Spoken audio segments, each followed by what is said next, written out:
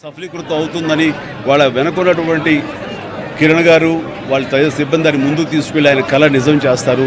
ఆయన ఆయన ఆయన అది జరుగుతున్న ఇది అందరూ ఆయనలో ఒక గంభీరమైన వ్యక్తిని చూస్తుంటారు. కానీ నేను ఆయనలో ఒక చిన్న పిల్లవాడిని, పసిపిల్లవాడిని కూడా నేను చూడడం జరిగింది.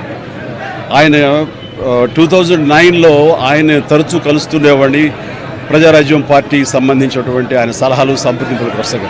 ఆ సమయంలో భోజనం అయిన తర్వాత నేను ఆయనకు ఒక పెన్ను, ఒక కార్టియర్ పెన్ను నేను ఆయనకి గిఫ్ట్గా ఇవ్వడం జరిగింది. ఎందుకంటే ఆయన పెన్నులు కలెక్ట్ చేస్తారు, ఆయన హాబీగా ఉంది అని తెలిసినప్పుడు ఆయనకు ఆ పెన్ను ఇచ్చినప్పుడు సుతారంగా వద్దు అంటారేమో అనుకున్నాను. కానీ చాలా ఆప్యాయంగా తీసుకుంటూ చిన్నపిల్లవాళ్ళగా ఆ పెన్ను చూసుకుంటూ, ఒక చిన్నపిల్లవాడికి టాయ్ ఇస్తే ఎంత ఎగ్జైట్ అవుతారు అంత ఎగ్జైట్ అవుతావు. వండర్ఫుల్ పెన్, చాలా బాగుంది చిరంజీవి గారు అని. మీకు అంత ఇష్టం అంటే, అయ్యో నాకు పెన్నులు కలెక్ట్ చేయడం చాలా ఇష్టం, రండి చూపిస్తానంటూ లోపలికి తీసుకువెళ్ళి ఇదే హౌస్లో ఆయన బీరువా తెరిచి ఆయన కలెక్ట్ చేసినటువంటి మంచి మంచి గొప్ప పెన్స్ అని చూపించి, ఇన్ని పెన్స్ ఏం చేసుకుంటారండి అంటే, అయ్యో ఇవి చాలా ఇష్టం అండి, నా మనసుకు ఏదైనా ఆలోచన తోచినప్పుడు ఒక్కొక్కసారి ఒక్కొక్క పెన్తో డైరీలో రాసుకుంటానన్నట్టు ఆయన రకరకాల ఇంకులతోటి, ఎరుపు, నలుపు, ఆకుపచ్చ, బ్లూ, ఎరుపు ఇలాంటి రంగులతోటి ఆయన కప్లెట్స్ లాగా ఆయన ఆలోచనల్ని అక్షర రూపంలో ఆ డైరీలో రాసుకోవడం చూసిన తర్వాత ఆయన నిరంతరం ఈ సొసైటీకి ఏం చేయాలి, నెక్స్ట్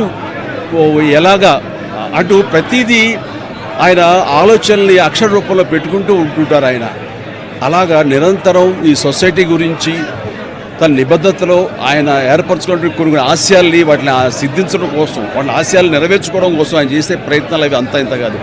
ఆ రకంగా ఆయనలో ఆ రోజున అంత అబ్బురపడిపోయినటువంటి ఆ చిన్న పసి బాలును కూడా నేను చూడగలిగాను. ఇట్లా ఈ రోజున ఆయన లేరు మనకు అన్నది ఒక తీరని లోటు. ఇది ఆయనకి, ఆయన కుటుంబానికే కాదు, యావత్ తెలుగు జాతికే ఒక పెద్దని కోల్పోయారు, ఒక గొప్ప వ్యక్తిని కోల్పోయారు, ఒక మహాశక్తిని కోల్పోయాం మనందరం. ఈ సందర్భంగా ఆయన ఎక్కడున్నా సరే ఆ స్వర్గంలో ఉంటారు, మన దరిదాపులోనే ఉంటారు, మన దగ్గరే ఉంటారు, మనకు తోడుగా ఉంటారు. ఆయన ఆత్మకు శాంతి చేకూరాలని వాళ్ళ కుటుంబ సభ్యులకి, వారి సిబ్బందికి, వాళ్ళ అనుయాయులకి, ప్రతి ఒక్కరికి నా యొక్క ప్రగాఢ సానుభూతిని తెలియజేస్తున్నాను.